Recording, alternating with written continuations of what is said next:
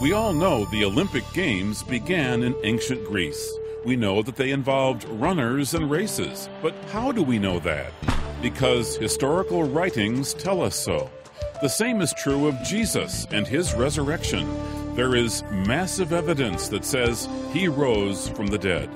Though naysayers may come and go, Christ's resurrection is as certain as any event in history. Stay with us. From the Moody Church in Chicago, this is Running to Win with Dr. Erwin Lutzer, whose clear teaching helps us make it across the finish line. We're in a series on Christ among other gods, showing why Christ is supreme.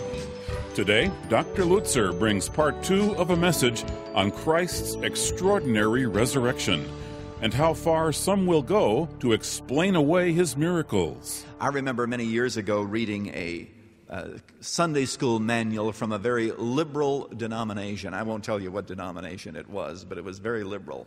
Here's what it says.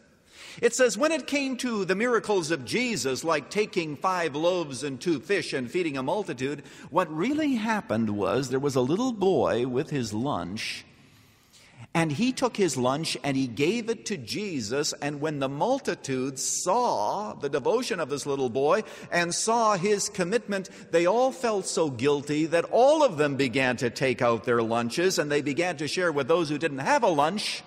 And that's how everybody was fed. It was known as the paper bag theory. Everybody had a little paper bag. And when the little boy gave his paper bag to Jesus, thousands of little paper bags appeared. Now, you know, if you have a little paper bag God, you need a theory like that. But here's the question. How do we know that these disciples didn't take a man and make him into God? How do we know that they did not put words in his mouth and took an ordinary person, Jesus, and make him into the Christ? There are several reasons why the disciples were incapable of doing it. First of all, because Jesus would have been a very bad candidate to choose to make into the Christ.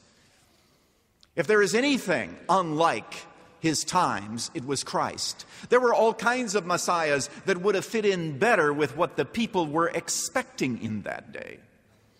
Those who have done extensive work to look into what the general thought was regarding the Messiah in Christ's time tell us that the nation was expecting a Messiah that would unify the 10 tribes. They were expecting a Messiah who was going to take on Rome and fight the Roman Empire and throw off that heavy yoke of Roman occupation. They were certainly not expecting a Messiah who said, "My kingdom is not of this world." They were not expecting a Messiah who was going to take everything that was going on in the temple, all of the forgiveness and the worship that was taking place there, and offering it out on the street corner and saying, all that you need to do is come to me to be forgiven. You don't have to go into the temple. That's not the kind of a Messiah that they were expecting. Jesus would have been the last person that people would have made into the Messiah. There's another reason. Do you realize that the disciples would never have been psychologically capable of taking a man and calling him God? They would not have been able to do that. They were schooled and steeped in Judaism, which says, "Thou shalt have no other gods before me. The Lord our God is one Lord." And now you mean to tell me that these disciples would have taken an ordinary man and ascribed to him deity? That would have been the highest blasphemy. They could not have done it. The reason that the disciples finally concluded that Jesus Christ was God is not because of messianic fever, which some of the liberals want to say existed in those days, and they were anxious to make a man into a god. Not because of that.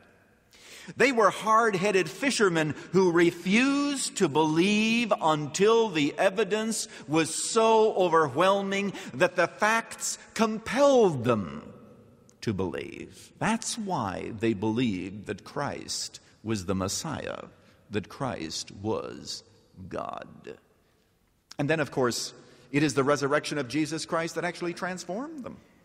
I mean, they were a very frightened group of men on the day of the crucifixion, but it was because Jesus Christ was raised from the dead that it is that explanation that can explain the strength of those early disciples in the formation of what we know as the Christian church.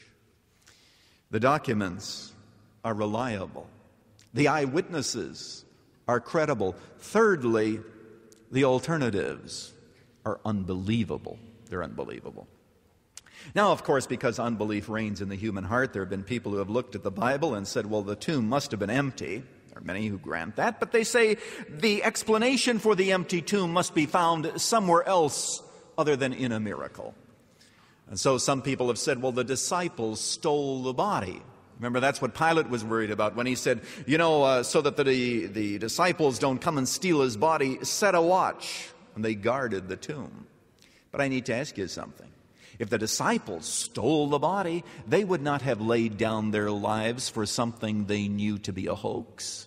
People have laid down their lives for foolish causes, but not for things that they believed were foolish causes.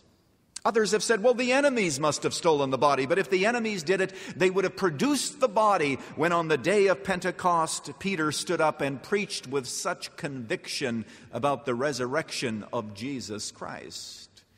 You see, it just doesn't work to say that the enemies stole it. And then, of course, a book came out many years ago, which I remember reading. If you're into fiction, it's a good book to read. And it illuminates the swoon theory. The idea is that Jesus really didn't die on the cross. He just swooned, and then he was put into that dark, cool tomb, and he was revived. And then he came staggering out on the third day with bloodstains all over his body. And in a weakened condition, he inspired the disciples to begin the Christian church, and he convinced them of his resurrection. Well, that is also unlikely. All theories regarding the empty tomb collapse under the weight of other evidence. Throughout history, not everybody has been happy with the resurrection and the deity of Jesus Christ. I can assure you of that. Not everybody has been glad because of it. Right from the early centuries, Pilate said, let's put an end to this. And the Pharisees wanted to put an end to it. And when you think of Western civilization, some of our greatest thinkers who have impacted us the most are people who, in effect, have said to themselves, we want to